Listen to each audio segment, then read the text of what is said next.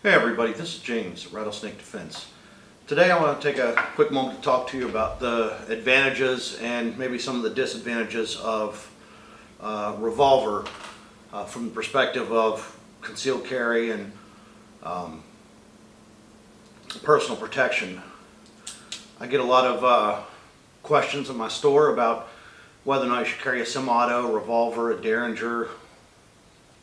You know, there's a lot of personal opinion that goes into that, and to answer that, you need to get some of these guns in your hands. But I would like to go over to some of the basic principles here and some of the issues. What I have here in my hand is a Smith & Wesson 637. This is a really common 38 special. A lot of versions of this. They make it, this one has the hammer on it. They make it without the hammer. They make it with a bobbed hammer. They make this in black and blue finishes, and that's just the Smith. Taurus, Charter Arms, there's a whole pile of revolvers on the market, a lot of snub nose. You know, you get up into the really big revolvers, 500 Smith 44 Magnum. Medium frame, you can get 357, 38, which is very, powerful cartridges, even as small as 9mm 22 Magnum. So a wide variety of calibers available, but all principally the same as far as the mechanics go. This is a single double action, which means it will fire if you pull the trigger with the hammer up, or you can pull the hammer back, which advances the cylinder, and once you pull the trigger, it'll let it go. Now, one of the main advantages of a revolver is that I take this, and I have my snap caps here.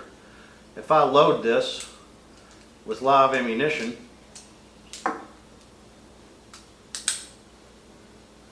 this gun's ready to fire. That's it. No other things to press, no safety, no nothing. So at this point, if I pull the hammer back and I let it go, it will fire. So it's always ready. It's not going to jam. It's mechanically very simple. On the downside, it takes a while to reload. You have to press the ejection thing here. Let the shells out, and then replace the shells to get 5 more. You only got 5 shots. Some of these have 6, 7, or 8. Most of the small ones are 5.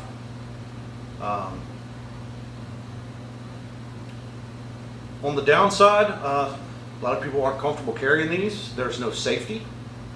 You know, the good news is if you load it, you pull the trigger, it goes off. The bad news is if you load it, you pull the trigger, it will go off. So this thing's always ready to go.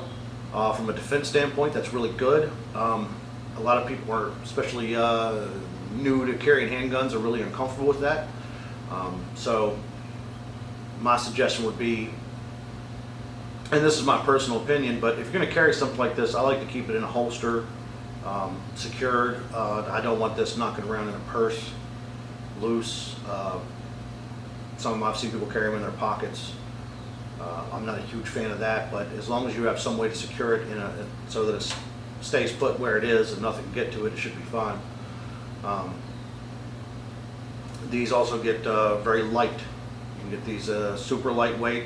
It's really easy to carry. It's really comfortable to carry. So, there are some really big upsides. The downside is you have to carry it in a way that you're comfortable.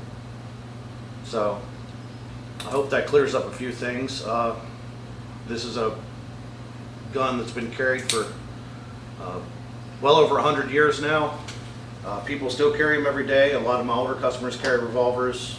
I'm old enough to remember when the state police here in West Virginia used to carry revolvers, so there's not a thing in the world wrong with it. I've heard terms thrown around like it's a woman's gun or something like that. I don't agree with any of that. This is a 38 caliber snap cap.